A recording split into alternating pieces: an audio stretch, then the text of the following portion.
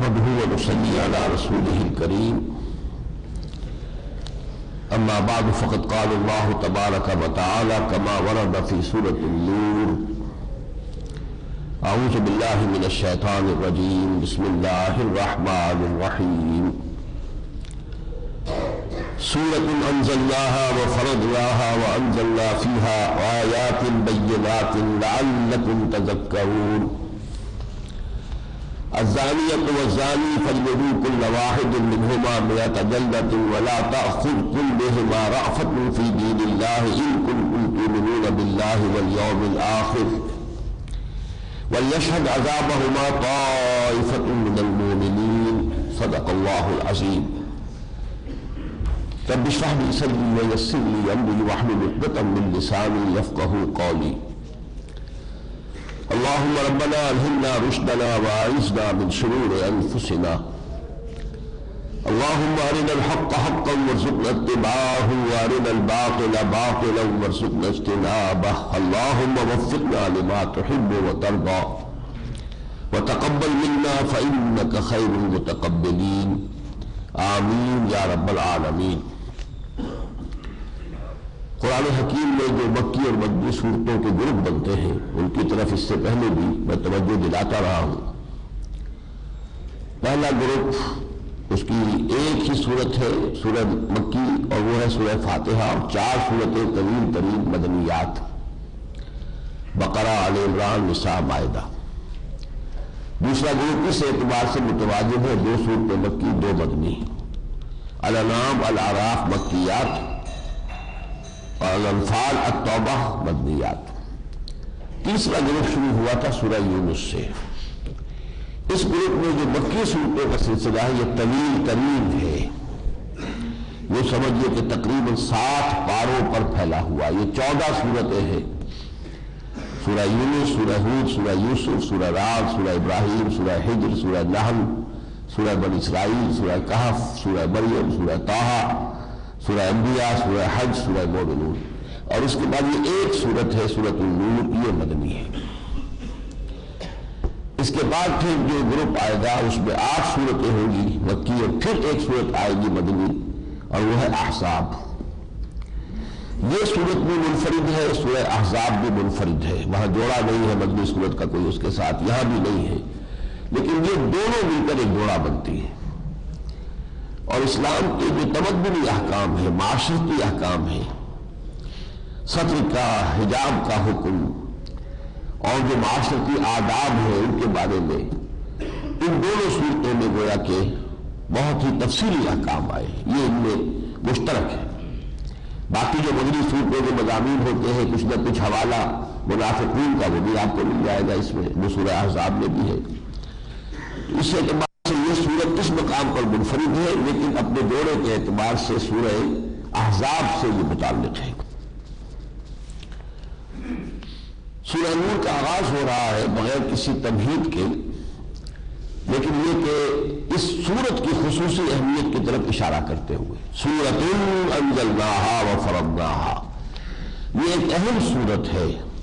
یہ تنوین جو ہے یہ نکرہ تنکیر یہ تفخیم کے لیے ہوتی ہے، کسی شے کی اہمیت کو ظاہر کرنے کے لیے۔ سورۃ انزلناہا وفرضناہا، یہ ایک ایسی سورت ہے جس کو ہم نے نازل کیا ہے اور فرض ٹھہرایا ہے۔ وَأَنزَلْنَا فِيهَا آيَاتٍ بَيِّنَاتٍ، اس میں ہم نے اپنی روشن آیتیں نازل کی ہیں، لَعَلَّكُمْ تَذَكَّرُونَ، تاکہ تم نصیحت اخذ کرو، رہنمائی حاصل کرو۔ الزانیۃ والزانی، زنا کرنے والی خواہ عورت ہو خواہ مرد، فَاجْلِدُوا كُلَّ وَاحِدٍ مِّنْهُمَا 100 جلدہ، تو ان دونوں کو 100 کے کوڑے لگاؤ۔ وَلَا تَأْخُذْكُمْ بِهِمَا رَأْفَةٌ فِي دِينِ اللَّهِ، اور اللہ کے اس دین کے معاملے میں، یعنی یہ اللہ کا حکم ہے، اللہ کا نظام ہے، اس میں تم پر کوئی نرمی جو ہے وہ مؤثر نہ ہو جائے ان کے بارے میں، تم کسی نرمی سے کام نہ لو، اس لیے کہ یہ اللہ کا حکم ہے، چاہے یہ آپ کو اپنے قریب ترین عزیز کے اوپر یہ حد نافذ کرنی پڑے، نافذ کیجیے۔ ان کنتم تؤمنون باللہ والیوم الآخر، اگر تم واقعتاً ایمان رکھتے ہو اللہ پر اور یوم آخر پر۔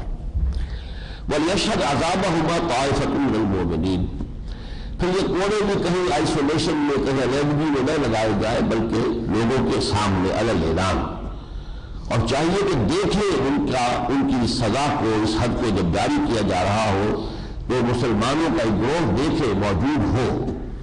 اس لیے کہ اسلام میں جو سزاؤں کا تصور ہے اس میں وہ ڈیٹرنس، جس کو آج بہت لفظ استعمال ہو رہا ہے، وہ یہ ہے کہ ایک آدمی کو سزا ملے لیکن سینکڑوں کو اس سے جو ہے ان کی ہوش ٹھکانے آ جائے۔ اسی طریقے سے جرم کا جو ہے وہ استحصال ہو سکتا ہے، جرم کا خاتمہ ہو سکتا ہے، ورنہ باقی سارے فلسفے جو ہے جو جرم کے خاتمے کے لیے بڑے متمدن اور بڑے مہذب اور تعلیم یافتہ ممالک میں استعمال کیے گئے ہیں، وہ سب فیل ہو چکے ہیں۔ ان میں سب سے ٹاپ پر جو امریکہ ہے، جرائم کا استحصال نہیں ہو سکا، ایک سے ایک بڑھ کر ہیرس کرائم جو ہے، ایک سے زیادہ جو ہے انتہائی گھناؤنا جرم جو وہاں پر ہو رہا ہے۔ لہٰذا وہ سارے تصورات غلط ہیں۔ اگر کہیں دنیا میں کامیابی ہوئی ہے جرائم کے انسداد میں تو صرف اسلامی قانون سے ہوئی ہے، جس کے نقشے اب بھی آپ کو نظر آ جائیں گے۔ آپ کو سعودی عرب میں نظر آ جائے گا، آپ کو اب طالبان کے افغانستان میں نظر آ جائے گا، یہ نقشے نظر آ جائیں گے۔ جہاں بھی حدود اللہ اور تعزیرات کا اجرا ہوگا وہاں سے جرائم کا خاتمہ ہو جائے گا۔ اس میں ایک بات نوٹ کر لیجیے کہ یہ جو سزا قرآن میں آئی ہے، اگرچہ یہاں وضاحت نہیں ہے، لیکن یہ ہے غیر شادی شدہ مرد یا عورت کی سزا۔ شادی شدہ کی سزا جو ہے وہ رجم ہے، جو قرآن میں نہیں ہے، حدیث میں ہے، اور حدیث نے تورات کے حوالے سے حضور صلی اللہ علیہ وسلم نے اس کا تسلسل قائم کیا ہے۔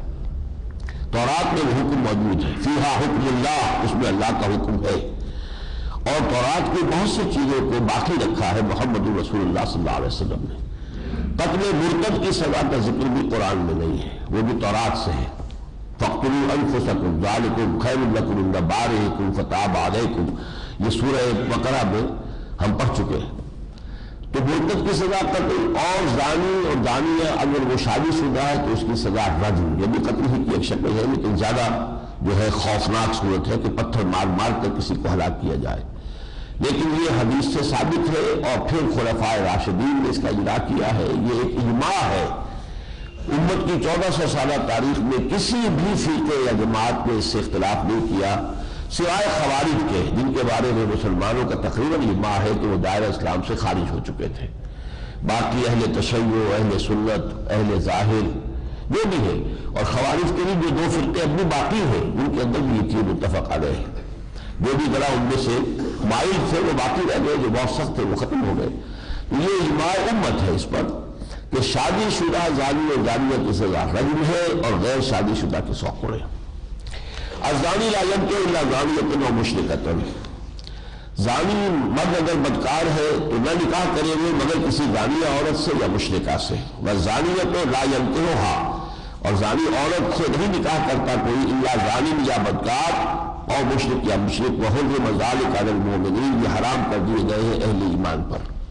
یہ آیت تشریعی نوعیت کی نہیں ہے، تکوینی نوعیت کی ہے۔ اللہ تعالیٰ کا اپنا کچھ انتظام ہے، یہ جوڑے جو ہے اللہ قائم کرتا ہے۔ تو اس میں یہ ہے کہ وہ جیسے آگے بھی آئے گا، ایک اور آیت اسی نوعیت کی ہے اسی صورت میں کہ الخبیثات للخبیثین والطیبات للطیبین، تو یہ چیزیں جو ہے یہ تکوینی اعتبار سے اللہ کا انتظام ہے، البتہ ان کی تشریعی حیثیت نہیں ہے، اس لیے کہ مشرک مرد سے یا مشرک عورت سے تو نکاح ہو نہیں سکتا۔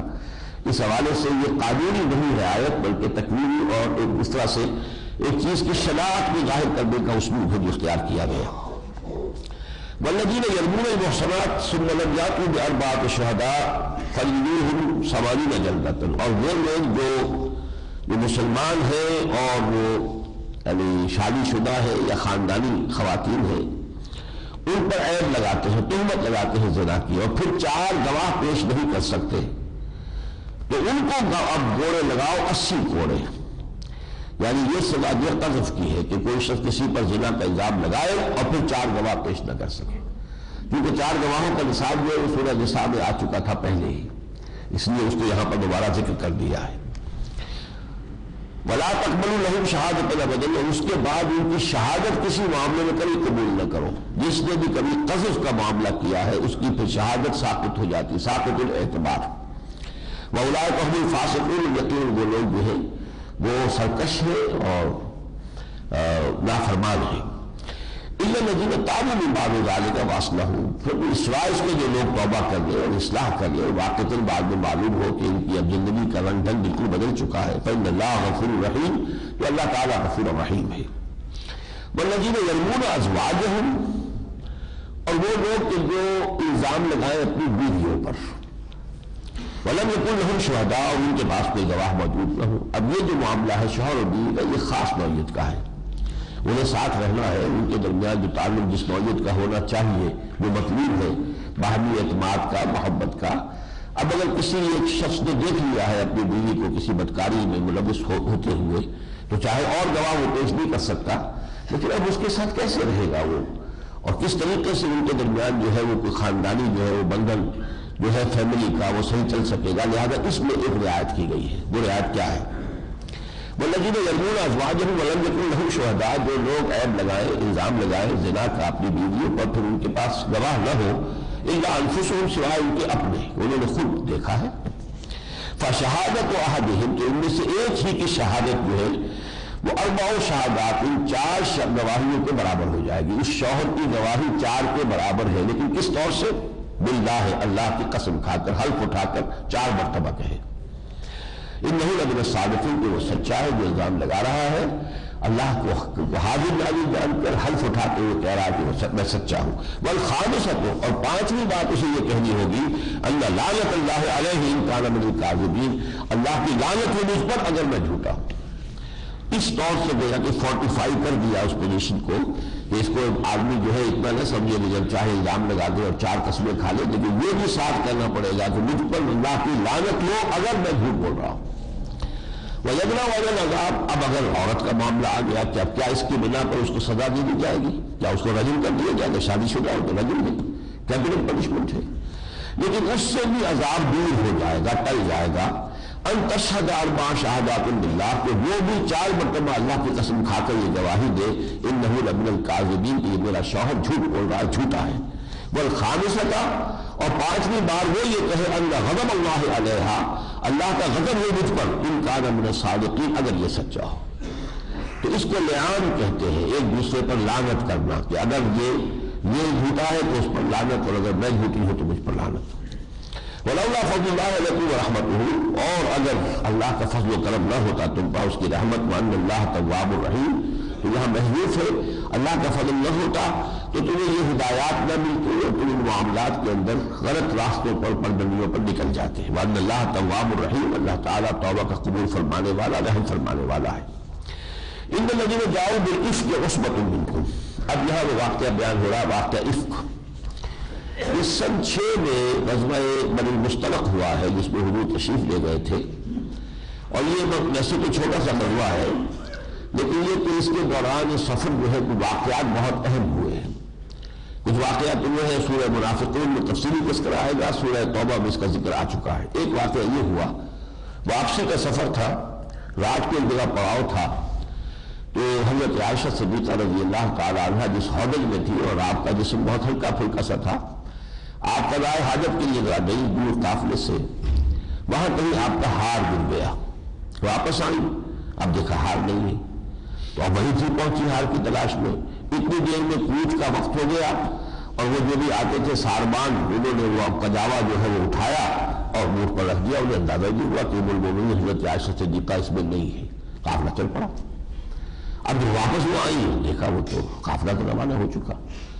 اب انہوں نے یہ سوچا، صحیح سوچا کہ میں یہاں سے نہ ہلوں، اس لیے کہ مجھے تلاش کرنے پھر اسی یہی آئے گی نا، اگر میں چل پڑوں اور کسی غلط اس پر مڑ جاؤں تو پتہ نہیں مڑ جاؤں، اور پھر یہ کہ مجھے تلاش کرنا بھی ممکن نہ ہو جائے، تو وہ وہیں پر بیٹھ گئی، اور رات کا وقت تھا، نیند آ گئی، نیند میں پھر یہ کہ چہرہ بھی کھل گیا، تو ایک صحابہ میں سے صفوان بن معطل رضی اللہ تعالیٰ عنہ، ان کی یہ ڈیوٹی تھی کہ وہ پھر لشکر کے کافی پیچھے پیچھے چلتے ہوئے آتے تھے، کہ کوئی گرا پڑا سامان کسی کا رہ گیا ہو، کوئی مریض ہو اور سفر نہ کر پایا ہو، اور وہ کہیں راستے میں بیٹھا ہوا ہو، تو دیکھتے تو انہوں نے دور سے دیکھا تو بچڑی سے پڑی ہے، آ کے قریب دیکھا، حضرت عائشہ کو پہچان لیا۔ حضرت عائشہ فرماتی ہے کہ اس نے مجھے دیکھا تھا آیت حجاب کے نازل ہونے سے پہلے۔ آیت حجاب سورہ احزاب میں نازل ہوئی ہے، وہ سن 5 ہجری میں نازل ہوئی ہے، تو حجاب کا حکم آ چکا تھا، اس کے بعد حجاب تھا، لیکن جب صاحبہ تو اس سے پہلے تو حجاب نہیں تھا، تو انہوں نے مجھے دیکھا تھا میں پہچان لیا کہ یہ تو عائشہ ہے حضور کی زوجہ محترمہ. انہوں نے انا للہ و انا الیہ راجعون پڑھا. اس سے ان کی آنکھ کھل گئی. انہوں نے اپنا کپڑا جو ہے ڈھانپ لیا اپنے آپ کو. پھر انہوں نے اونٹ بٹھا لیا, اونٹ پر یہ بیٹھ گئے, وہ لے کے قافلے میں آ گئے. عبداللہ ابن ابی نے کاٹ لیا اور اس کو یہ موقع مل گیا کہ بہت بہت اسکینڈل اس کو بنا دیا. اس نے کہا خدا کی قسم یہ تمہاری نبی کی بیوی بچ کر نہیں آئی. مطلب یہ کہ اب یہ بھی جو تنہائی میسر آئی ہے اور یہ صفوان بن معطل نے کیا کیا ہوگا اس کے ساتھ. انا للہ و انا الیہ راجعون. میں صرف بات کو بیان کرنے کے لیے کہہ رہا ہوں. یہ طوفان ہے عفق. اور کچھ انسانی معاشرے کی کمزوری ہے, کتنا ہی اچھا ہو معاشرہ, اس میں اس قسم کی بات بڑی تیزی سے پھیل جاتی ہے. یہ کمزوری ہے پھر انسان کی فطرت کو بھی میں کہنا چاہتا, انسان کی خلقت کی, اس کی سرشت کی کمزوریوں میں سے. تو یہ آگ کی طرح یہ بات پھیل گئی, بہت بڑا اسکینڈل بن گیا. اس کی طرف اشارہ ہے. بعد میں پھر یہ کہ قرآن مجید میں جب اس کی وضاحت آ گئی تو پھر یہ کہ وہ معاملہ ختم ہوا. ان الذین جاؤوا بالافک, یہ لوگ جنہوں نے یہ طوفان اٹھایا تھا, اس وقت منکم, تمہیں میں سے ایک گروہ ہے. لا تحسبوه شرا لکم, اس کو تم اپنے لیے شر نہ سمجھو, بل ہوا خیر لکم, اس میں بھی خیر ہے. تمہیں معلوم ہو گیا کہاں کہاں کمزوری ہے مسلمانوں کے اندر, کس کس پہلو سے ہمیں ابھی مزید تربیت کی ضرورت ہے. پھر یہ کہ کچھ احکام اس کے حوالے سے جو ہے اللہ تعالیٰ نے تمہارے اوپر کھول دیے. لِكُلِّ امْرِئٍ مِّنْهُمْ مَا اكْتَسَبَ مِنَ الْإِثْمِ, جس نے اس میں سے جتنا بھی گناہ کمایا ہے اس کا تو اس کا حصہ مل جائے گا. وَالَّذِي تَوَلَّىٰ كِبْرَهُ, وہ شخص جس نے اس کا سب سے بڑا حصہ لیا ہے وہ عبداللہ ابن ابی, لَهُ عَذَابٌ عَظِيمٌ, اس کے لیے تو بہت بہت بڑا عذاب ہے. لولا إذ سمعتموه ظن المؤمنون والمؤمنات بأنفسهم خيرا, کیوں ایسا ہوا کہ جب تم نے یہ سنا تھا تو مومن مرد اور مومن عورتیں اپنے بارے میں اچھا گمان کرتی. یعنی یہ کہ حضرت عائشہ بھی انہی میں سے ہے اور نبی کی بیوی ہے, تو گویا کہ اگر ان کے بارے میں کوئی گمان برا کیا تو یہ اپنے بارے میں کیا, ان کا علیحدہ تو نہیں, جھوٹ تو دوسری تو نہیں. وقالوا هذا إفك مبين, انہیں فوراً کہنا چاہیے تھا کہ یہ تو صریح بہتان ہے. لولا جاؤ علیہ باربات شہداء, اور جن لوگوں نے یہ بات کہی وہ 4 گواہ کیوں نہیں لائے. فإذ لم يأتوا بالشهداء, تو جب وہ 4 گواہ نہیں لا سکے, أولئك عند الله هم الكاذبون, تو اللہ کے نزدیک, اللہ کے اس قانون کے نزدیک تو وہی جھوٹے ہیں. ولولا فضل الله عليكم ورحمته, اگر اللہ کی فضل اور اس کی رحمت تمہارے شامل حال نہ ہوتی فی الدنیا والآخرہ, دنیا میں بھی اور آخرت میں بھی, لمسکم فیما افضتم فیہ عذاب عظیم, تو یہ جس معاملے میں تم ملوث ہوئے ہو اس میں تم پر بڑا عذاب آتا. استلقونه بألسنتکم, جبکہ تم انہیں اپنی زبانوں پر لا رہے تھے, اس بات کا چرچا کر رہے تھے, اس نے اس نے کہا, اس نے اس سے کہا. وتقولون بأفواهکم ما لیس لکم بہ علم, تم اپنے منہوں سے کہہ رہے تھے جس بات کے لیے تمہارے پاس کوئی علم نہیں تھا, کوئی دلیل نہیں تھی, کوئی گواہی نہیں تھی. وتحسبونه هینا, تم اسے ہلکی بات سمجھ رہے تھے, معمولی بات سمجھ رہے تھے. وهو عند الله عظیم, جبکہ اللہ کے نزدیک وہ بہت بڑی بات تھی. ولولا إذ سمعتموه قلتم, اور کیوں نہ ایسا ہوا کہ جب تم نے سنا تھا تم کہتے ما يكون لنا أن نتكلم بهذا, ہمارے لیے روا نہیں ہے کہ اس بارے میں اپنی زبان کھولیں اور کوئی بات کریں. سبحانک ھذا بہتان عظیم, ہے اللہ تو پاک ہے اور یہ یقیناً ایک بہت بڑا بہتان ہے. یعظکم اللہ ان تعودوا لمثلہ ابدا, اللہ تمہیں نصیحت کر رہا ہے آئندہ کبھی ایسی حرکت دوبارہ نہ کرنا, ان کنتم مؤمنین, اگر تم مومن ہو. وَيُبَيِّنُ اللَّهُ لَكُمُ الْآيَاتِ, اور اللہ اپنی آیات تمہارے لیے واضح کر رہا ہے. وَاللَّهُ عَلِيمٌ حَكِيمٌ, اللہ علیم الحکیم ہے. إِنَّ الَّذِينَ يُحِبُّونَ أَن تَشِيعَ الْفَاحِشَةُ فِي الَّذِينَ آمَنُوا لَهُمْ عَذَابٌ أَلِيمٌ, بے شک وہ لوگ جو چاہتے ہیں کہ بے حیائی کے کاموں کا چرچا ہو جائے مسلمانوں میں, اہل ایمان میں. یہ بھی اصل میں شیطان کی چالوں میں سے ایک چال ہے. بے حیائی کی باتوں کا اگر چرچا ہو جائے تو اس سے بھی یہ ہے کہ جو ایک بند سا ہوتا ہے حیا کا, وہ پھر عام طور پر عام لوگوں میں بھی کھل جاتا ہے. اب آج کل جو کچھ اخبارات جو خدمت سے انجام دے رہے ہیں, کسی بدبخت نے, کسی انتہائی پرورٹڈ آدمی نے, جس کی مزاج کی, جس کی شخصیت سائیکالوجی جو ہے بالکل ایب نارمل ہو گئی, فرض کی اس نے اپنی بیٹی کے ساتھ کوئی غلط حرکت کی, اب وہ آپ نے اخبارات کے اندر شائع کر دیا اور چرچا ہو گیا. اب اس کا مطلب کیا ہوا؟ ایک پیغام مل گیا بدماشوں کو کہ یہ بھی کرنے کا راستہ ہے, یہ بھی طریقہ ہے, آخر کیا ہے کسی نے تو کوئی اور بھی کر سکتا ہے. تو یہ ہے اشاعت, کسی فحش بات کی اشاعت جو ہے اس طریقے سے معاشرے میں ہو جانا, اس سے بھی پھر اس کا وہ جو ایک لیول ہوتا ہے, تھریش ہولڈ, وہ تھریش ہولڈ جو ہے کم ہو جاتا ہے. لہم عذاب علیم، ان کے لیے دردناک عذاب ہے، فی الدنیا والآخرہ، دنیا میں بھی آخرت میں، واللہ یعلم وانتم لا تعلمون، اللہ جانتا ہے تم نہیں جانتے، ولولا فضل اللہ علیکم ورحمتہ، اور اگر اللہ کی رحمت اور فضل تمہارے شان و حال نہ ہوتا تو یہ تو ایسا طوفان اٹھا تھا کہ جس کے نتائج بہت دور رس ہو سکتے تھے، یہ بات محذوف ہے یہاں، وان اللہ رؤوف رحیم، اللہ تعالیٰ رؤوف اور رحیم ہے۔ یا ایھا الذین آمنوا لا تتبعوا خطوات الشیطان، اے ایمان شیطان کے نقش قدم کی پیروی مت کرو، وَمَن يَتَّبِعْ خُطُوَاتِ الشَّيْطَانِ فَإِنَّهُ يَأْمُرُ بِالْفَحْشَاءِ، جو کوئی بھی شیطان کے نقش قدم کی پیروی کرے گا تو وہ تو بے حیائی کا حکم دیتا ہے اور منکر کا حکم دیتا ہے۔ وَلَوْلَا فَضْلُ اللَّهِ عَلَيْكُمْ وَرَحْمَتُهُ مَا زَكَىٰ مِنكُم مِّنْ أَحَدٍ أَبَدًا، اور اگر اللہ کی رحمت اور اس کا فضل تمہارے شامل حال نہ ہوتا تم میں سے کوئی ایک بھی پاک نہ ہو سکتا کبھی بھی، وَلَٰكِنَّ اللَّهَ يُزَكِّي مَن يَشَاءُ، لیکن اللہ چاہتا ہے جس کو تو اس کو پاک کر دیتا ہے، اس کے اندر جو تزکیہ نفس اس کا اللہ تعالیٰ فرما دیتا ہے۔ واللہ سمیع علیم، اللہ سمیع اور علیم ہے۔ ولا يعتل اولو الفضل منکم والسعة ان یؤتوا اولي القربى والمساکین والمہاجرین فی سبیل اللہ۔ اب یہ واقعہ ہے کہ حضرت ابو بکر رضی اللہ تعالیٰ عنہ کی صاحبزادی ہے حضرت عائشہ، اور ان کے بھانجے تھے مصطح، وہ غریب تھے، نادار تھے، حضرت ابو بکر ان کی مدد کیا کرتے تھے، ان کو کچھ پیسہ وغیرہ دیتے تھے، لیکن یہ مصطح بھی شریک ہو گیا اسی فتنے کے اندر، تو حضرت ابو بکر کو غصہ آیا کہ میں اس کے ساتھ یہ نیکی کرتا ہوں اور یہ جو ہے میری بیٹی کے معاملے میں نبی کی بیوی ہے، پھر میری بیٹی بھی ہے، اور اس میں اس نے یہ حرکت کی ہے، تو کہا اب میں اس کی آئندہ مدد نہیں کروں گا۔ اس پر اللہ کی طرف سے حضرت ابو بکر کو ٹوکا جا رہا ہے، آپ کو شایا نشان یہ بات نہیں ہے، اس سے جو غلطی ہوئی ہے غلطی اس نے کی ہے وہ اپنی جگہ ہے، لیکن جو تم میں سے فضل والے ہیں جن کو ہم نے مختلف اعتبارات سے فضیلت دی ہے، چاہے دولت میں بھی دی ہے، تقویٰ میں دی ہے، اور کشائش ہے وسعہ مالی طور پر انہیں وسعت دی ہے، ان کو یہ نہیں چاہیے کہ قسم کھا بیٹھے ایوں کی انہیں قربا کے اپنے قرابت داروں سے کوئی تعلق جو ہے ان کے ساتھ نیکی کا کوئی معاملہ نہیں کریں گے، والمساکین والمہاجرین، اور نہ مسکینوں سے اور نہ مہاجروں سے فی سبیل اللہ، اللہ کی راہ میں، ولیعفوا ولیصفحوا، انہیں چاہیے کہ معاف کریں اور درگزر کریں۔ الا تحبون ان یغفر اللہ لکم، کیا تم یہ نہیں چاہتے کہ اللہ تمہیں معاف کرے؟ اس آیت کو سنتے ہی حضرت ابو بکر پکار اٹھے تھے، بلا یا ربنا انا نحب، پروردگار ضرور ہم چاہتے ہیں کہ تو ہماری مغفرت فرما، لہذا تو نے اگر ہمیں حکم دیا ہے تو میں اپنی اس بات کو واپس لیتا ہوں۔ واللہ غفور رحیم، اللہ غفور الرحیم ہے۔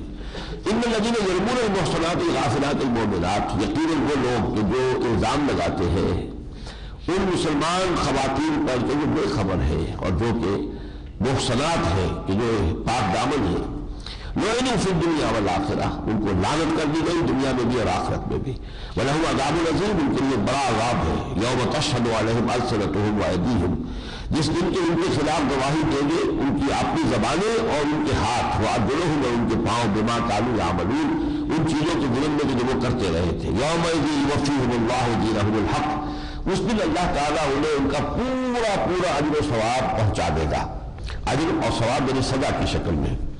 وَيَعْلَمُونَ أَنَّ اللَّهَ هُوَ الْحَقُّ الْمُبِينُ، اور وہ جان لیں گے کہ یقیناً اللہ تعالیٰ ہی حق ہے اور حق فیصلہ کرنے والا ہے۔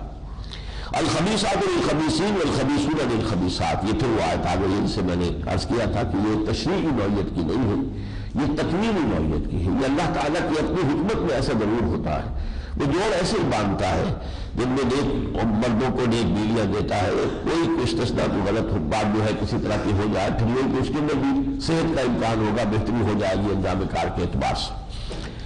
یقیناً خبیثات، خبیث عورتیں خبیث مردوں کے لیے ہے، خبیث مرد خبیث عورتوں کے لیے، والطیبات للطیبین، اور جو پاک باز عورتیں ہیں وہ پاک باز مردوں کے لیے ہے، پاک باز مرد جو ہے وہ پاک باز عورتوں کے لیے، اولئک مبرؤون مما یقولون، اور یہ لوگ بری ہیں ان چیزوں سے جو وہ کہہ رہے ہیں، جس طرح کی عیب چنیاں کر رہے ہیں، الزام لگا رہے ہیں، لہم مغفرۃ ورزق کریم، ان کے لیے مغفرت ہے اور بہت باعزت روزی ہے۔ یا ایھا الذین آمنوا لا تدخلوا بیوتا غیر بیوتکم حتی تستأنسوا، اب یہ ہے معاشرتی آداب، اہل ایمان مت داخل ہو کسی گھروں کے اندر اپنے گھروں کے علاوہ، اپنے گھروں کے سوا کسی اور گھر میں جب تک کہ اذن حاصل نہ کر لو، اپنی پہچان کراؤ، شناخت کراؤ، اذن ملے تب داخل ہو، وتسلموا علی اہلھا، اور جب داخل ہو تو اب اس گھر والوں کے اوپر سلامتی بھیجو، سلام کرو۔ ذالکم خیر لکم لعلکم تذکرون، یہی تمہارے لیے بہتر ہے تاکہ تم نصیحت حاصل کرو۔ فإن لم تجدوا فیہا احدا فلا تدخلوها، اور اگر تم اس میں کوئی نہ پاؤ، گھر میں کوئی ہے ہی نہیں اس وقت، تو مت داخل ہو اس میں حتیٰ یہاں تک کہ تمہیں اجازت نہ ملے. گھر میں کوئی نہیں ہے، تم نے بھی کوئی گھر والا ہے اس سے اگر اجازت لے لی ہے تو پھر گھر میں داخل ہو سکتے ہیں. وَإِنْ قِيلَ لَكُمْ ارْجِعُوا فَارْجِعُوا، اور اگر تم سے کہا جائے لوٹ جاؤ تو لوٹ جاؤ. یعنی آپ اگر تو اپائنٹمنٹ لے کر آئے ہیں تو آپ کا حق ہے کہ آپ کو ریسیو کیا جائے اور آپ سے ملاقات کی جائے. اگر آپ ایسے ہی آ گئے نہیں اٹھا کر تو اب یہ آپ کا حق نہیں ہے. اگر تو وہ جو بھی ہے آپ کو ریسیو کر سکتا ہے، آپ کو وقت دے سکتا ہے تو فبیہا، ورنہ اگر وہ کہتے کہ نہیں صاحب ایسے نہیں مل سکتا، آپ جائیے واپس، تو چلے جائیے. اس کے اندر قتل پہ اپنی حتک محسوس نہ کریں. آخر پرائیویسی ہوتی ہے ہر شخص کی، اپنے معمولات ہوتے ہیں. آپ کو ایک دوسرے کی پرائیویسی اور ایک دوسرے کے معمولات کا جو ہے کوئی رسپیکٹ کرنی چاہیے. تو فرمایا وَإِنْ قِيلَ لَكُمْ ارْجِعُوا فَارْجِعُوا هُوَ أَزْكَىٰ لَكُمْ، یہی تمہارے لیے زیادہ ستھری بات ہے. وَاللَّهُ بِمَا تَعْمَلُونَ عَلِيمٌ، اور جو کہ تم کر رہے ہو اللہ اس سے واقف ہے. لَيْسَ عَلَيْكُمْ جُنَاحٌ أَن تَدْخُلُوا بُيُوتًا غَيْرَ مَسْكُونَةٍ، اس میں کوئی حرج نہیں ہے کہ تم جو غیر مسکون یعنی جو گھروں پہ رہائشی گھر نہیں ہے ان میں داخل ہو جاؤ. آخر تمہارے جو ہے کوئی آفیسز ہیں یا کوئی جن کو ہم کہتے ہیں مال گودام وغیرہ ہے، اسٹورز ہیں، تو ٹھیک ہے جاؤ. فیہا بتاؤ لکم، وہاں تمہارا سامان ہے. واللہ یعلم ما تبدون وما تکتمون، اللہ جانتا ہے جو تم ظاہر کرتے ہو اور جو چھپاتے ہو. قل للمؤمنین یغضوا من ابصارہم، اب یہ ہے اصل میں گھر کے اندر کا پردہ. گھر کے باہر عورت، مسلمان عورت کو جو شکل اختیار کرنی ہے وہ سورہ احزاب میں آئی ہے. وہ پہلا قدم تھا کہ جو اس معاشرت کی اصلاح کے ضمن میں آئے. سن 5 میں نازل ہوئی یہ سورہ. یہ سورہ 6 میں گھر کے اندر کیا رویہ ہونا چاہیے. مسلمان گھرانہ ہے تو ظاہر بات ہے کہ اس میں چاہے بہن بھائی ہے، جوان بہن ہے، جوان بھائی ہے، لیکن جوان بھائی بھی لڑکا ہے، مرد ہے، جوان بہن بھی، بہن ہونے کے ساتھ ساتھ لڑکے بھی ہے. گھر کے اندر بھی بے باکی درست نہیں ہے، بلکہ یہ کہ یہ گھر کے اندر کا حکم دیا جا رہا ہے. یہ باہر کا نہیں ہے کہ نگاہیں نیچے رکھو. نگاہیں نیچے سڑک پر رکھو گے تو مارے جاؤ گے، وہ ٹرک جو ہے وہ کچل دے گا تمہیں. وہاں تو دیکھنا ہے سامنے جو کچھ ہو رہا ہے. یہ تو گھر کے اندر کی بات ہے. قل للمؤمنین یغضوا من ابصارہم، اہل ایمان سے کہہ دیجیے نبی وہ اپنی نگاہوں کو پست رکھا کریں. وَيَحْفَظُوا فُرُوجَهُمْ، اور اپنی شرمگاہوں کی حفاظت کریں. ذَلِكَ أَزْكَىٰ لَكُمْ، یہ ان کے لیے بہتر ہے. إِنَّ اللَّهَ خَبِيرٌ بِمَا يَصْنَعُونَ، اللہ باخبر ہے اس سے بھی یہ کر رہے ہیں. وَقُل لِّلْمُؤْمِنَاتِ يَغْضُضْنَ مِنْ أَبْصَارِهِنَّ، اور مومن خواتین سے بھی کہہ دیجیے وہ بھی اپنی نگاہیں نیچی رکھیں. وَيَحْفَظْنَ فُرُوجَهُنَّ، اور اپنی شرمگاہوں کی حفاظت کریں. وَلَا يُبْدِينَ زِينَتَهُنَّ إِلَّا مَا ظَهَرَ مِنْهَا، اور نہ ظاہر کریں اپنی زینت کو سوائے اس کے جو خود بخود ظاہر ہے. اب ایک عورت کا قد ہے، موضوع قد ہے، اب کس بھاؤ کو تو نہیں چھپ سکتا. من انداز قدر کا بھی شناسم، محرمیہ کی خواہی جامہ بھی پوش، من انداز قدر کا بھی شناسم، تم جس چاہو رنگ کا لباس پہن لو، میں تمہیں تمہارے قد سے پہچان لوں گا. اب یہ چیزیں تو یہ ہے کہ جن کو چھپانے کا کوئی امکان نہیں، لیکن وہ چیزیں چھپانے کی ہیں زینت کی. بس عورت کا جو ہے وہ سینے کا معاملہ ہے، اس کے لیے خاص حکم دیا جا رہا ہے کہ گھر میں ہونے کے باوجود نہ صرف یہ کہ کرتا ہو بلکہ کرتے کے اوپر ایک اوڑھنی کا بندوبست کرو کہ جس کا بکل جو ہے وہ سینے کے اوپر غریبان کے اوپر مارے رکھو. باہر نکلتے ہوئے بڑی چادر کا ذکر ہے، وہ تو آئے گا سورہ احزاب میں. گھروں میں جو اوڑھنیاں اوڑھی جاتی ہیں ان کا ذکر یہاں آ رہا ہے. لا يبدين زينتهن الا ما ظهر منها وليضربن بخمرهن على جيوبهن، یہ خمار کہلاتا تھی وہ اوڑھنی جو گھر کے اندر عورت اوڑھتی ہے. تو چاہیے کہ وہ اس کا ایک بکر مار لیا کرے اپنے غریبانوں کے اوپر، یعنی سینے کے اوپر کرتے کے علاوہ، قمیص کے علاوہ یہ ایک ایڈیشنل کورنگ جو ہے وہ اس اوڑھنی کیا جائے گی. ولا يبدين زينتهن الا لبعولتهن، اپنی جو اپنا حسن ہے، زینت ہے، اس کا اظہار نہ کرے سوائے اپنے شوہروں پر. اب یہ گنتی کرنے کی بات ہے. شوہر اور آبائہن یا اپنے باپوں پر، اور آبائے بعولتہن یا اپنے شوہر کے باپوں پر، وہ ابنائہن اپنے بیٹے پر، اور ابنائے بعولتہن اور اپنے شوہر کے بیٹے پر، یعنی فتیلی بیٹے، کسی اور بیوی سے بیٹے ہیں لیکن شوہر کے بیٹے ہیں، اور اخوانہن یا اپنے بھائیوں پر، اور بنی اخوانہن یا اپنے بھتیجوں پر، اور بنی اخواتہن یا اپنے بھانجوں پر، اور نسائہن یا اپنی عورتوں پر. نسائہن جان پہچان کی عورتیں. اس کا ایک واقعہ بڑا مشہور ہے سر سید احمد خان مرحوم کا، کہ رفیع گورنر تھا یو پی کا. اس نے چاہا، اس نے کہا، پیغام دیا سر سید احمد خان کو کہ میری جو بیگم ہے وہ میم صاحبہ وہ ملنا چاہتی ہے آپ کے گھر والیوں سے. وہ کہا نہیں صاحب، ہماری عورتوں کا غیر عورتوں سے بھی پردہ ہے. تو یہ سر سید کا طرز عمل تھا، جو کہ یہ سمجھیے کہ اس جدید دور میں جو سب سے زیادہ روشن خیال انسان سمجھا گیا ہے، ابتدا جس نے کی ہے وہ تو سر سید احمد خان ہے، لیکن پردے کے بارے میں اتنے سخت ہے گورنمنٹ کو۔ اس وقت کا دور آپ اندازہ کیجیے، یہ 19ویں صدی کے اواخر کا معاملہ ہے، جبکہ دبدبہ تھا انگریز کا، اور would you be governed by sword اور بائی پین، یہ جو ہے وہ کہہ رہے تھے، اس وقت انہوں نے جواب دیا۔ تو نسائے ہند عام عورتیں تو بڑی اس طرح کی اوباش عورتیں ہوں اور وہ آئیں اور وہ آ کر گھروں میں کیا کیا اسکینڈل کھڑے کر دیں، ان سے بھی ایک حجاب کی شکل ہے۔ اور ماں ملکت ایمانہن، یا جو ان کی کنیزیں ہوں، کچھ لوگوں نے یہاں غلام کو بھی شامل کیا ہے، لیکن جو اکثر اجماع ہے وہ غلام نہیں، غلام صرف اسی طرح حجاب کیا جائے گا، بلکہ یہ صرف کنیزیں ہیں۔ ابھی تابعین غیر اولی الاربۃ ہے، من الرجال، یا کچھ مرد ایسے ہوتے ہیں بہت بوڑھے ہیں، یا کوئی اندھا ہے، یا کسی اور اعتبار سے معذور ہے، وہ گھر میں ایسے پڑا ہوا ہے ایک سپورٹ اس کو دینے کے لیے، اسے کسی چیز سے غرض نہیں ہے۔ ابھی طفل الذین لم یظہروا علی عورات النساء، یا وہ بچے کہ جن پر ابھی عورتوں کے جو مخفی معاملات ہیں وہ ابھی ان پر کھلے ہی نہیں ہیں، واقف ہی نہیں ہے، وہ جنسی امور سے ابھی مطلع ہی نہیں ہے۔ ولا یضربن بارجلہن، اور نہیں چاہیے کہ وہ عورتیں جو ہے وہ اپنے پاؤں مار کر نہ چلیں، لیعلم ما یخفین من زینتہن، تاکہ لوگوں کے علم میں آ جائے جو انہوں نے اپنی زینت چھپائی ہوئی ہے، پاؤں میں زیور کو پہنا ہوا ہے، پاؤں مار کر چل رہی ہے اگر، تو خامخواہ اس کی دھنکار سے جو ہے جو لوگ بیٹھے ہوئے ان کی توجہ ادھر منعطف ہوگی۔ وَتُوبُوا إِلَى اللَّهِ جَمِيعًا أَيُّهَا الْمُؤْمِنُونَ لَعَلَّكُمْ تُفْلِحُونَ، اور اے اہل ایمان مل جل کر سب کے سب اللہ کی جناب میں توبہ کرو۔ یعنی اگر آپ اس کے خلاف عمل کر رہے ہیں تو کوئی فائدہ نہیں اس قرآن کے پڑھنے کا اور سننے کا، اگر آج ہی رات فیصلہ نہیں کرتے کہ نہیں اب ہم اسی کے مطابق عمل کریں گے۔ یہ اتنی فہرست اللہ نے کیوں دی ہے؟ سوچنے کی بات ہے، اللہ کا کلام ہے، یہ پوری فہرست دی ہے۔ ان کے سوا جو ہے عورت کا کھلے چہرے کے ساتھ کسی کے سامنے آنا جائز نہیں ہے۔ یہ ہے محرم، جن کو کہا جاتا ہے محرم، یہ لوگ ان سے جن رشتوں میں شادی ہو ہی نہیں سکتی کسی صورت میں، ان کو گن دیا گیا ہے کہ ان کے ساتھ معاملہ اور ہے، باقی جو ہے وہ عورت جو ہے وہ حجاب کے ساتھ آئے گی۔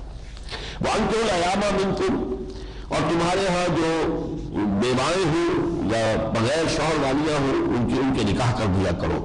وَالصَّالِحِينَ مِنْ عِبَادِكُمْ وَإِمَائِكُمْ، اور تمہارے غلاموں اور کنیزوں میں سے بھی جو نیک ہو بھلے اچھی سیرت والے ان کے بھی نکاح کر دیا کرو۔ ان یکونوا فقراء یغنیہم اللہ من فضلہ، اگر وہ تنگدست ہوں گے تو اللہ اپنے فضل سے ان کو کشادگی دے دے گا۔ واللہ واسع علیم، اللہ بہت وسعت والا ہے، علم والا ہے۔ وَلْيَسْتَعْفِفِ الَّذِينَ لَا يَجِدُونَ نِكَاحًا، اور جن لوگوں کو نکاح کی مقدرت نہ ہو، مہر ادا نہیں کر سکتے، جو بھی عورتیں ہیں جو آزاد عورتیں مسلمان نکاح، تو ان کو چاہیے کہ وہ اپنے آپ کو تھامے رکھے اور اپنے جو جذبات ہیں خواہشات ہیں ان کو قابو میں رکھے، حتیٰ یغنیہم اللہ من فضلہ، یہاں تک کہ اللہ تعالیٰ انہیں اپنے فضل سے غنی بنا دے۔ والذین یبتغون الکتاب مما ملکت ایمانکم فکاتبوہم ان علمتم فیہم خیرا، اور جو تمہارے غلاموں میں سے مکاتبت کرنا چاہے، مکاتبت یہ ہوتا ہے کہ ایک رقم طے کر لیجیے، جس وقت وہ جو غلام ہے وہ اپنی کچھ محنت کر کے کما کر وہ رقم پوری کر دے گا، وہ آزاد ہو جائے گا، تو فرمایا فکاتبوہم، تو ان کی مکاتبت کر لیا کرو۔ یعنی یہ بھی ایک طریقہ ہے غلاموں کی آزادی کا راستہ، اگر تم دیکھتے ہو ان میں خیر۔ وَآتُوهُم مِّن مَّالِ اللَّهِ الَّذِي آتَاكُمْ، اور اس مکاتبت کی رقم ادا کرنے میں بھی اس کی مدد کرو، دو اسے وہ مال جو اللہ نے تمہیں دیا اس میں سے۔ وَلَا تُكْرِهُوا فَتَيَاتِكُمْ عَلَى الْبِغَاءِ إِنْ أَرَدْنَ تَحَصُّنًا، اور اپنی قبیلوں کو جو عصمت فروشی پر مجبور نہ کرو اگر وہ چاہتی ہے حفاظت کے اندر رہنا۔ یہ پرانا رواج تھا عرب کا، جس کو پھر یہاں روکا جا رہا ہے کہ کنیزیں ہیں، وہ نونیاں ہیں، اب ان کو ان کے ذریعے سے کمائی کر رہے ہیں، ان کو گویا کہ پیشہ ور بنا دیا اور اس پیشے کرا رہے ہیں، ان سے کمائی کر رہے ہیں، اس کو روک دیا گیا۔ وَمَن يُكْرِهُنَّ فَإِنَّ اللَّهَ مِن بَعْدِ إِكْرَاهِهِنَّ غَفُورٌ رَحِيمٌ، اور جو ان پر جبر کر کے یہ کام کرائے گا تو اس کے بعد کہ وہ اسے پسند نہیں کرتی تو وہ تو بری ہو جائے گی اللہ کے ہاں، سارا گناہ جو ہے وہ اس پر آئے گا جو یہ کام کروا رہا ہے۔ وَلَقَدْ أَنزَلْنَا إِلَيْكُمْ آيَاتٍ مُبَيِّنَاتٍ، اور ہم نے تم پر یہ روشن آیات نازل کرتی ہیں۔ وَمَثَلًا مِّنَ الَّذِينَ خَلَوْا مِن قَبْلِكُمْ، اور تمہیں وہ راستے اور حالات بتا دیے ہیں جو ان لوگوں کے تھے جو تم سے پہلے تھے۔ وَمَوْعِظَةً لِّلْمُتَّقِينَ، اور متقی لوگوں کے لیے یہ نصیحت ہے جو ہم نے پہنچا دی ہے۔ یہ 4 رکوع ہو گئے اس سورہ مبارکہ کی، کل 9 رکوع ہے۔ 5واں رکوع جو مرکزی ہے، یہ قرآن مجید کی حکمت کا ایک بہت بڑا خزانہ ہے۔ اس میں تین تمثیلات آ رہی ہیں. ایک خالص ایمان کہ اس کے اجزاء ترکیبی دو ہیں. ایک نور فطرت ان کنت علی بینۃ من ربی، وہ آپ کو یاد ہے، ایک وہ بینہ ہے خالص فطرت جو اندر ہے انسان کے، اور دوسرا نور وحی. نور فطرت نور وحی مل کر نور ایمان بن جاتے ہیں، اور یہ اس کی ایک تمثیل دی گئی ہے. ایک دوسری تمثیل ہے ایسے لوگوں کے لیے جو ایمان تو نہیں رکھتے لیکن پھر بھی کوئی نیکی کے کام کرتے ہیں. کوئی یتیم کھانا بنا دیا، کوئی اور کسی کے لیے کوئی کسی کی امداد کر دی، کھانے کھلا دیے غریبوں کو، حالانکہ ایمان نہیں ہے. ان کے لیے ان کی حقیقت کیا ہے؟ اور ایک وہ لوگ ہیں کہ جن کے اندر ایمان بھی نہیں اور یہ ملمے کی ظاہری نیکی بھی نہیں، گویا کہ اندھیارے ہی اندھیارے ہیں، جو گویا کہ وہاں پر جو ہے ظلمات بعضها فوق بعض کی کیفیت ہے. یہ تین تمثیلیں، تین قسم کے انسان، یہ کہیں نہ کہیں جو ہے آدمی ہر شخص ان کیٹیگریز میں سے کسی ایک میں فال کرے گا. اللہ نور السماوات والارض، اللہ نور ہے آسمانوں اور زمین کا. مثل نور ہے، اس کے نور کی مثال یہ ہے کمشکات، جیسے طاق ہو فیہا مصباح، اور اس کے اندر ایک چراغ روشن ہو. اور یہ نوٹ کیجیے گا کہ یہ جو ہمارا ڈھانچہ ہے یہ چیسٹ کا، اور اس میں جو ربز ہے یہ ان کی اگر شکل کبھی دیکھیں گے آپ، کبھی اسکیلیٹن دیکھا ہو تو بالکل ایک طاق کے مانند بنتا ہے، جیسے گھروں کے اندر دیواروں میں طاق ہوا کرتے تھے. اور اس میں ایک دل ہے، اور دل میں وہ ایمان ہوتا ہے. المصباح فی زجاجہ، اور یہ جو چراغ ہے یہ ایک شیشے میں ہے، چمنی ہے، اس کے جو گروب ہے. الزجاجہ تو کانہا کوکب دری، اور وہ شیشہ ایسے چمک رہا ہے جیسے کہ چمکتا ہوا ستارہ ہو. یوقد من شجرۃ مبارکۃ، اور اس چراغ میں اس درخت مبارک درخت کا تیل جل رہا ہے. زیتون کا درخت، لا شرقیۃ ولا غربیہ، جو نہ شرقی ہے نہ غربی ہے. اگر درخت جھنڈ کی شکل میں ہو تو فرض کیجیے ایک درخت جو ہے وہ کہیں درمیان میں ہے، تب بھی اس کو تو دھوپ جو ہے صرف شام کو دوپہر میں ملے گی جبکہ سورج اوپر سے گزر رہا ہوگا. دائیں طرف بھی درخت ہے، بائیں طرف بھی درخت ہے. اگر وہ داہنی طرف ہے تو صبح کی دھوپ مل جائے گی، شام کو نہیں ملے گی. بائیں طرف ہے تو شام کی دھوپ ملے گی اور صبح کی نہیں ملے گی.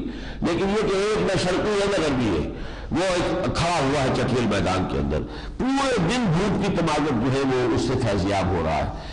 اس کا جو تیل ہوتا ہے وہ اتنا صاف شفاف ہوتا ہے جیسے اب یہاں پر کیونکہ پیٹرول اس زمانے میں نہیں تھا، مثال اگر ہوتی تھی پیٹرول کی دی جاتی تو جیسے پیٹرول جو ہے وہ بھڑکنے کو بےتاب ہوتا ہے. ذرا گیس لائی ابھی آپ قریب لائی نہیں ہے بھڑک اٹھا. حالانکہ آپ اگر فرض کیجیے کڑوے تیل کو جلاتے ہیں کسی دیوے میں تو اس کے جتن کرنے پڑتے ہیں، اس میں کوئی بتی ڈالیے، پھر یہ ڈال تیل بجاتے خود جو ہے وہ آگ نہیں پکڑتا. کڑوا تیل جو ہے، مٹی کا تیل بھی اسی طریقے سے بجاتے خود جو ہے وہ آگ نہیں پکڑتا، اس میں بھی بتی آپ کو ڈال دی ہوتی. لیکن یہ کہ پیٹرول نہ اسے بتی چاہیے نہ کچھ اور چاہیے، وہ تو دور جا کے کھڑا کے آگے بڑھ کر آگ کو پکڑ لیتا. وہ مثال دی گئی ہے. یکاد زیتها یضیء، اس کا روغن اتنا صاف اور شفاف ہے کہ قریب ہے کہ بھڑک اٹھے. وَلَوْ لَمْ تَمْسَسْهُ نَارٌ، چاہے ابھی اسے آگ میں چھوا بھی نہ ہو. نور علی نور، جب یہ آگ چھو لے گی پھر وہ کیفیت ہوگی اس کی، یہ نور پر نور ہے. یہ دو نور جمع ہو گئے. نور فطرت جو اندر ہماری روح ہے اس کے اندر نور ہے، وہ نورانیت ہے، اس کے اندر وہ نور سے ہی بنی ہے. جس طرح فرشتے جو نور سے بنے ہیں ہماری روح بھی نور سے بنی ہے. ایک وہ روح ہے جو اندر ہے، نور ہے، اور ایک نور وحی آیا اور اس نور وحی سے بھی جگمگا اٹھا اندر کا نور. وَيَضْرِبُ اللَّهُ الْأَمْثَالَ لِلنَّاسِ، اور اللہ لوگوں کے لیے یہ مثالیں بیان کرتا ہے. وَاللَّهُ بِكُلِّ شَيْءٍ عَلِيمٌ، اللہ تو ہر چیز کا حقیقی علم رکھتا ہے. پھر یہ لوگ ان کے اندر یہ ایمان پیدا ہو جاتا ہے، ان کا ایک نقشہ دکھایا ہے. فِي بُيُوتٍ أَذِنَ اللَّهُ أَن تُرْفَعَ وَيُذْكَرَ فِيهَا اسْمُهُ، ان گھروں میں جن کو اللہ نے حکم دیا ہے کہ ان کو بلند کیا جائے. مسجدیں آبادی میں نمایاں نظر آنی چاہیے. بہت زیادہ تسلط تو نہیں ہونا چاہیے جو آج کل ہوتا ہے، لیکن یہ ہے کہ باہر محسوس ہونا چاہیے کہ یہ جو عمارت ہے، جو مسجد ہے، یہ اس آبادی کی مرکزی عمارت ہے. وَيُذْكَرَ فِي اسْمِهِ، اس میں اس کا نام جو ہے اس کی یاد کی جائے، مالا جپی جائے. يُسَبِّحُ لَهُ فِيهَا بِالْغُدُوِّ وَالْآصَالِ، تو یہ لوگ جو ہے اس طرح کے لوگ جن کے دلوں میں یہ نور ایمان جگمگا رہا ہے، یہ اللہ کی تسبیح کرتے ہیں ان گھروں کے اندر صبح بھی اور شام بھی. رجال لا تلہیہم تجارت ولا بیع، وہ مرد، جوان مرد، وہ ہمت والے لوگ کہ جن کو غافل نہیں کر سکتی نہ کوئی تجارت نہ کوئی اور لین دین عن ذکر اللہ، اللہ کی یاد سے، و اقام الصلاۃ، اور نماز کے قائم کرنے سے، و ایتاء الزکوٰۃ، اور زکوٰۃ کے ادا کرنے سے، یخافون یوما تتقلب فیہ القلوب والابصار، اس سب کے باوجود وہ ڈرتے رہتے ہیں، لرزاں و ترساں رہتے ہیں اس دن کے خیال سے جس دن نگاہیں بھی الٹ جائیں گی اور دل بھی الٹ جائیں گے، لِيَجْزِيَهُمُ اللَّهُ أَحْسَنَ مَا عَمِلُوا، تاکہ اللہ تعالیٰ انہیں بدلہ دے بہت عمدہ، بہت احسن اس کا جو عمل انہوں نے کیے، وَيَزِيدَهُم مِّن فَضْلِهِ، اور انہیں مزید اضافہ کرے ان کے لیے اپنے فضل میں سے، وَاللَّهُ يَرْزُقُ مَن يَشَاءُ بِغَيْرِ حساب، اور جو کوئی بھی جس کو اللہ چاہتا ہے وہ بغیر حساب اس کو عطا کرتا ہے۔ یہ تو ایک تمثیل ہو گئی ایمان خالص، دو نوروں پر مشتمل نور ایمان۔ اب والذین کفروا، اور وہ لوگ کہ جنہوں نے کفر کی روش اختیار کی، کفر ہے، اللہ کو تو مانتے نہیں، آخرت کو مانتے نہیں، زندگی کی کاہے کے لیے کر رہے ہیں؟ کوئی نام بڑی مقصود ہے، کوئی شہرت مطلوب ہے، کوئی اپنی دوست جمانا چاہتے ہیں، یا یہ کہ شاید کوئی الیکشن میں حصہ لینا ہے، کوئی پولیٹیکل کیریئر اختیار کرنا ہے، کوئی ایک نیک نامی اپنے لیے پیدا، کوئی نہ کوئی مقصد تو ہوتا ہے نا۔ اگر اللہ کا ایمان ہی نہیں ہے اور آخرت کا ایمان ہی نہیں ہے تو نیکی تو کر رہے ہیں، وہ آخر کوئی نہ کوئی مقصود تو اس کا ہے، ظاہر بات ہے دنیا ہے۔ اس نیکی کی اللہ کے ہاں کوئی پرے کاہ کے برابر وقت نہیں ہے۔ والذین کفروا، وہ لوگ کہ جو کافر ہیں، اعمالہم کسراب، ان کے اعمال، ان کی نیکیاں اس سراب کے مانند ہے کہ جو چٹیل میدان میں ہو، بقیعۃ یحسبہ الظمآن ماء، پیاسا اس کو سمجھتا ہے پانی، شکل پانی کی نظر آ رہی ہے، پانی نہیں ہے، سراب ہے، وہ تو وہی ہے جو ریت کے اوپر جو ہے ایک عجیب طرح کا ریفلیکشن ہو گیا ہے۔ حتیٰ اذا جاءہ، یہاں تک کہ جب وہ گھسٹتا ہوا بھی کسی طریقے سے پہنچتا ہے وہاں جہاں وہ سمجھتا تھا کہ پانی تھا، لم یجدہ شیئا، نہیں پاتا کچھ بھی، ووجد اللہ عندہ، اللہ کو موجود پاتا ہے اس کے پاس، فوفاہ حسابہ، وہ اللہ اس کا حساب چکا دیتا ہے، واللہ سریع الحساب، اللہ کو حساب چکاتے دیر نہیں لگتی۔ یہ سراب کے معلوم ہے، یہ نیکیاں نہیں ہے، حقیقت نہیں۔ نیکی وہی ہے، لیس البر ان تولوا وجوہکم قبل المشرق والمغرب ولکن البر من آمن باللہ والیوم الآخر والملائکۃ والکتاب والنبیین، پھر اس کے بعد وآتی المال علی حبہ ذوی القربى والیتامى والمساکین وابن السبیل والسائلین وفی الرقاب، یہ مفصل آیت ہم پڑھ چکے آیت بھی سورہ بقرہ میں۔ اب تیسری تمثیل ایسے لوگوں کی نہ ایمان ہے اور نہ یہ دکھاوے کی نیکی بھی نہیں، نفس پرستی کے سوا کچھ نہیں، عیاشی کے سوا کچھ نہیں، اپنے ہی لیے ہے جو کچھ بھی ہے، کسی اور کے لیے کوئی کام جھوٹ کی نیکی بھی نہیں۔ اور کا ظلمات فی بحر، یا پھر ایسے اندھیروں کا معاملہ ہے، ایسے اندھیروں کی مثال ہے، فی بحر مجیل، جو بڑے گہرے سمندر میں ہوتے ہیں، یغشاہ موج، ایک موج کے اوپر من فوقہ موج، موج کے اوپر موج چڑھی ہوئی ہے، من فوقہ سحاب، اور اوپر بادل بھی ہے، ظلمات بعضها فوق بعض۔ اب ظاہر بات ہے کہ اگر بادل نہ ہوتے تو شاید تاروں کی، چاند کی کوئی روشنی ریفلیکٹ ہو جاتی، پانی میں بادل بھی ہے تو وہ بھی نہیں، تو بادل کا گھٹ اندھیرا جس کو کہتے ہیں، ایبسولوٹ ڈارکنس۔ ایک فرینچ ایڈمرل تھا کہ جو اسی آیت پر ایمان لایا ہے، اس نے یہ آیت پڑھ کر پھر تحقیق کی کہ آیا محمد نے کبھی سمندری سفر کیا صلی اللہ علیہ وسلم، کیونکہ اس کی زندگی تو گزری تھی سمندروں میں، وہ جانتا تھا کہ ایبسولوٹ ڈارکنس جو ہوتی ہے سمندر کی گہرائی میں رات کے وقت، جبکہ اوپر جو ہے وہ بادل بھی ہو، اس ایبسولوٹ کا اس نے کہا یہ تصور ہو ہی نہیں سکتا کسی شخص کو جس نے سمندری سفر نہ کیے ہو اور ان کے تجربہ اور معلومہ نہیں کیا تو حضور نے، تو پھر وہ ایمان لایا، پھر اللہ کا کلام ہے۔ اور کب ظلمات فی بحر لجی یغشاہ موج من فوقہ موج من فوقہ سحاب ظلمات بعضها فوق بعض، یہ نور علی نور کے مقابلے میں آ گیا، تاریکیوں پر تاریکیاں ہیں۔ اذا اخرج یدہ لم یکد یراہا، تاریکی کی انتہا یہ کہ اپنا ہاتھ نکالتا ہے تو اسے بھی نہیں دیکھ سکتا، حالانکہ سینس آف ڈائریکشن ہے، پتہ ہے کس جگہ میرا ہاتھ ہونا چاہیے، لیکن پھر بھی نہیں دیکھ پاتا۔ وَمَن لَّمْ يَجْعَلِ اللَّهُ لَهُ نُورًا فَمَا لَهُ مِن نُور، اور جس کو اللہ تعالیٰ ہی نے نور عطا نہ کیا ہو اس کے لیے کہیں کوئی نور نہیں ہے۔ اللہم ارزقنا من نورک، اللہم ارزقنا من نورک، اللہم اجعل فی اعیننا نورا وفی سمعنا نورا وفی قلوبنا نورا، آمین یا رب العالمین۔ الم تر ان اللہ یسبح له من فی السماوات والارض، کیا تم دیکھتے ہیں کہ اللہ کی تسبیح کرتے ہیں وہ سب جو آسمانوں میں اور زمین میں ہے، والطیر صافات، اور پرندے بھی کہ جو اپنے پر پھیلائے ہوئے ہیں، کل قد علم صلاۃ و تسبیح، ہر ایک کے علم میں ہے، جان چکا ہے ہر ایک، ہر مخلوق جانتی ہے اس کی نماز کیسے ہے اور اس کی تسبیح کیسے ہے۔ واللہ علیم بما یفعلون، جو کچھ وہ کرتے ہیں اللہ اس سے باخبر ہے۔ وللہ ملک السماوات والارض وإلی اللہ المصیر، اور اللہ آسمان اور زمین کی بادشاہی تو اللہ ہی کے لیے ہے، وإلی اللہ المصیر، اور لوٹنا بھی اللہ ہی کی طرف ہے۔ الم تر ان اللہ یزجی سحابا، تم دیکھتے نہیں کہ اللہ تعالیٰ چلاتا ہے، ہانک کر لاتا ہے بادلوں کو، ثم یؤلف بینہم، پھر ان کو آپس میں جوڑتا ہے، جمع کرتا ہے، ثم یجعلہ رکاما، پھر ان کو رکھتا ہے تہ بر تہ۔ یہ تہ بر تہ کا اندازہ ہوتا ہے ہوائی سفر میں، جب یہ ٹیک آف کرتا ہے تو بھی جب بادلوں میں شروع ہوتا ہے ایک تہ ختم ہو گئی، درمیان میں خلا ہے، پھر وہ دوسری تہ آئی، پھر خلا ہے، پھر تہ بر تہ رکاما۔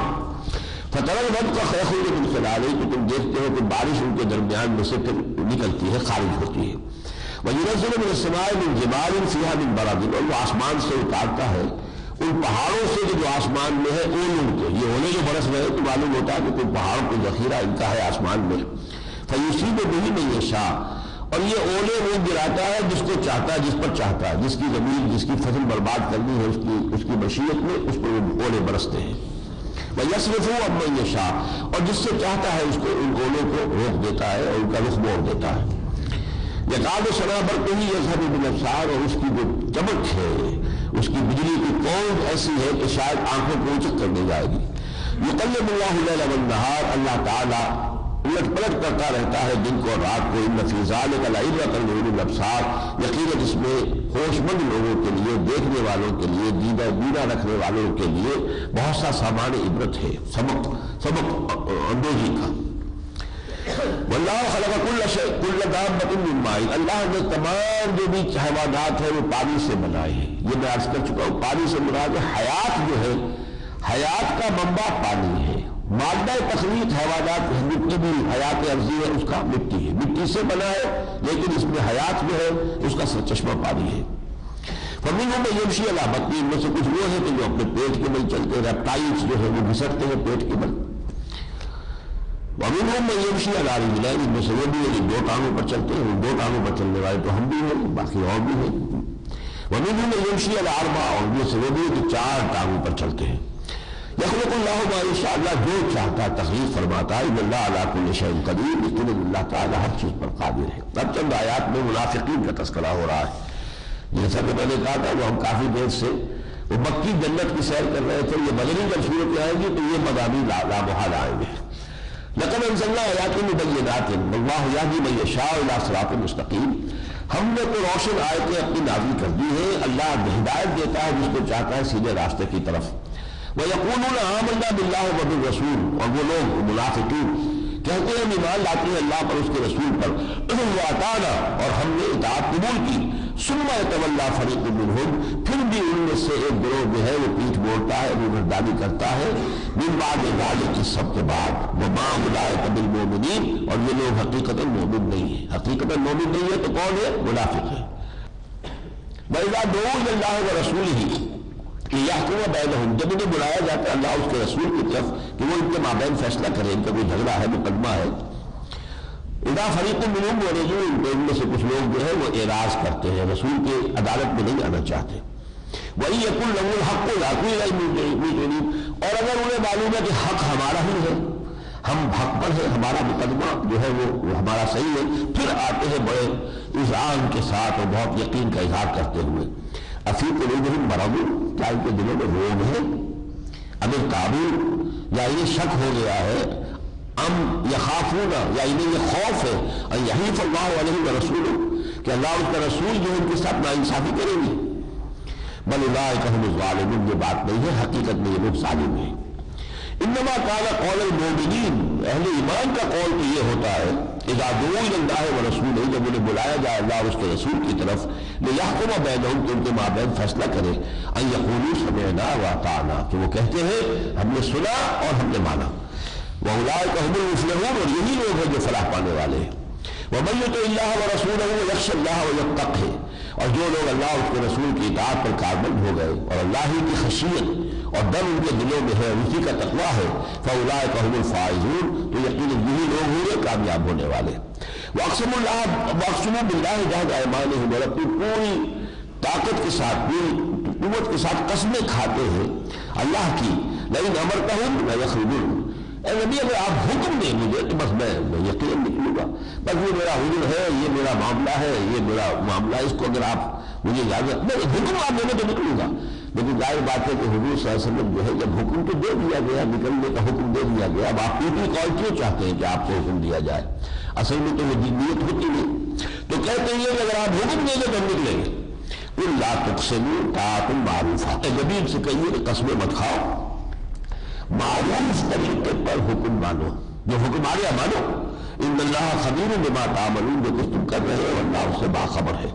اب یہ چند آیات آ رہی ہیں، 3 آیات، یہ سورہ مبارکہ میں ایک اور اعتبار سے بہت اہم ہے۔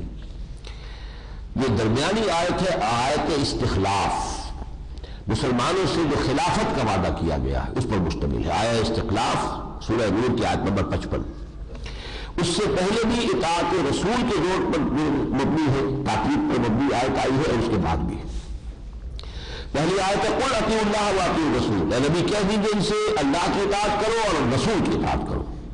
فَإِن تَوَلَّوْا، پھر اگر تم منہ پھیرو گے، منہ موڑ لو گے، فَإِنَّمَا عَلَيْهِ مَا حُمِّلَ وَعَلَيْكُم مَّا حُمِّلْتُم، تو دیکھو ہمارے رسول پر ذمہ داری ہے اس کی جو اس پر ڈالا گیا، اس کا بوجھ، جو ذمہ داری ان کی ہے، از ریسپانسبل، وَعَلَيْكُم مَّا حُمِّلْتُم، اور جو بوجھ تم پر ڈالا گیا ہے، جو فرائض تم پر عائد کیے گئے ہیں، ان کی ذمہ داری تم پر ہے، تم سے محاسبہ ہوگا۔ وَإِن تُطِيعُوهُ تَهْتَدُوا، اور اگر تم ان کی اطاعت کرو گے تبھی تم ہدایت یافتہ ہوگے۔ وَمَا عَلَى الرَّسُولِ إِلَّا الْبَلَاغُ الْمُبِينُ، اور ہمارے رسول پر تو سوائے صاف صاف پہنچا دینے کی اور کوئی ذمہ داری نہیں ہے۔ یہ اطاعت رسول پر جتنی شاخ گزرتی تھی اس سورہ نساء میں ہم تفصیل سے دیکھ چکے ہیں، آپ کو یاد ہوگا۔ اب یہ آواز ہے جو آیت استخلاف ہے، وعد اللہ الذین آمنوا منکم وعملوا الصالحات، اے مسلمانوں اللہ کا وعدہ ہے تم میں سے جو لوگ ایمان اور عمل صالح کا حق ادا کر دیں گے، لَيَسْتَخْلِفَنَّهُمْ فِي الْأَرْضِ، انہیں لازماً زمین میں خلافت عطا کرے گا، كما استخلف الذین من قبلہم، جیسے کہ اس نے خلافت عطا کی تھی ان کو جو تم سے پہلے تھے۔ یا داؤد انا جعلناک خلیفۃ فی الارض، یہ سب کون تھے؟ خلفاء تھے، داؤد تھے، سلیمان تھے، تو جیسے سطوت اور قوت اور طاقت اور سلطنت اور حکومت ہم نے ان کو بھی دی، تو بھی دیں گے۔ وعد اللہ الذین آمنوا منکم وعملوا الصالحات، دیکھیے وعدے جو ہے 3 کیے جا رہے ہیں، حقیقت میں ایک ہی ہے، لیکن ایک بات کو ایک پھول کا مضمون ہے تو فوراً سے مانو، تاکید کے لیے وہ 3 اسلوب اختیار کیے گئے۔ انہیں استخلاف عطا کرے گا، زمین میں خلافت دے گا جیسے کہ ان سے پہلوں کو دی، وَلَيُمَكِّنَنَّ لَهُمْ دِينَهُمُ الَّذِي ارْتَضَىٰ لَهُمْ، اور ان کا جو دین اسے اس نے پسند کر لیا ہے ان کے لیے، مجھے آیت یاد کر لیجیے، الْيَوْمَ أَكْمَلْتُ لَكُمْ دِينَكُمْ وَأَتْمَمْتُ عَلَيْكُمْ نِعْمَتِي وَرَضِيتُ لَكُمُ الْإِسْلَامَ دِينًا، تو اللہ نے ان کے لیے جو دین پسند کر لیا ہے اسے تمکن عطا کرے گا، قوت الغلبہ، جو دین غالب ہوگا مغلوب نہیں رہے گا۔ وہ جو حالی نے فریاد کہی تھی، وہ دین جو بڑی شان سے نکلا تھا وطن سے پردیس میں، وہ آج غریب الغرباء ہے، وہ مغلوب ہے۔ لیکن یہ ہے کہ دین اللہ کا دین جو ہے وہ غالب ہونے کے لیے آیا تھا، تو یہ وعدہ نمبر 2 ہوا، ظاہر بات ہے کہ دین غالب ہوگا یعنی مسلمانوں کا غلبہ ہوگا، وہ تو ایک چیز ہے۔ وَلَا يُبَدِّلَنَّهُم مِّن بَعْدِ خَوْفِهِمْ أَمْنًا، اور ان کے خوف کے بعد ان کی کیفیت کو امن سے بدل دے گا۔ خوف اس وقت چلا آ رہا تھا جب تک کہ ابھی حکومت مستقل نہیں تھی، ابھی ہر وقت حملہ تھا، غطفان کے قبائل آ جائیں گے، فلاں آ جائیں گے، وہ حملہ کر دیں گے، ادھر سے خبر آ رہی ہے، ابھی وہ مکے کے اندر بڑی طاقت موجود ہے مشرکین کی، تو گویا کہ ایک امن کی کیفیت نہیں تھی، بلکہ ہر وقت ایک حالت خوف جو ہے وہ طاری تھی مسلمانوں پر۔ لیکن فرمایا کہ ان کے اس خوف کی حالت کو امن سے بدل، جب ان کی اپنی حکومت ہوگی، خلافت ان کی ہوگی، دین غالب ہو جائے گا، پھر خوف کس کا ہوگا؟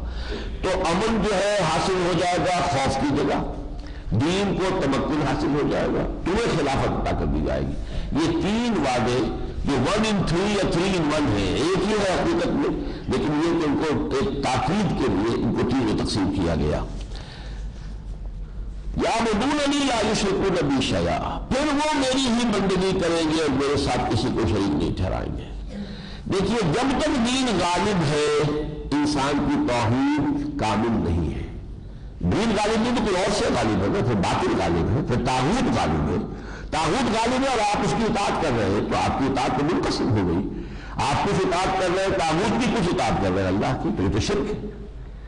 اللہ کی اطاعت ہوگا مخلصین لہ الدین حنفاء اس کی اطاعت ہو خالص کرتے ہوئے اپنی اطاعت کو اس کے لیے بالکل یکسو ہو کر. جب تک یہ کیفیت نہیں ہے ہم حالت شرک میں ہیں. ہمارے قوانین کون سے ہیں؟ اللہ کے تو نہیں ہے. من لم یحکم بما انزل اللہ فاولئک هم الکافرون. قرآن مجید کا تو ہم سورہ مائدہ کے 7ویں رکوع میں یہ 3 فتوے آ چکے ہیں اللہ کے. ومن لم یحکم بما انزل اللہ فاولئک هم الفاسقون. ومن لم یحکم بما انزل اللہ فاولئک هم الظالمون. ومن لم یحکم بما انزل اللہ فاولئک هم الفاسقون. 3 آ چکے. کافر بھی، ظالم بھی، مشرک بھی، فاسق بھی وہی لوگ ہیں جو اللہ کی اتاری ہوئی شریعت کے مطابق فیصلے نہیں کرتے. تو ہم انفرادی طور پر مسلمان ہیں. نظام ہمارا کافرانہ ہے، کفر پر مبنی ہے، طاغوت کا ہے. تو اگر ہم چاہتے ہیں کہ واقعتاً اللہ کی ہی بندگی کرے اور عبادت کرے اور اس میں کوئی شرک نہ ہو، کوئی آلائش نہ ہو، تو ہمیں اللہ کے دین کو غالب کرنا ہوگا، یعنی نظام خلافت کو قائم کرنا ہوگا. یعبدوننی لا یشرکون بی شیئا ومن کفر بعد ذلک. اور جو اس کے بعد بھی کفر کی روش اختیار کرے. اب اس کے 2 معنی ہو سکتے ہیں.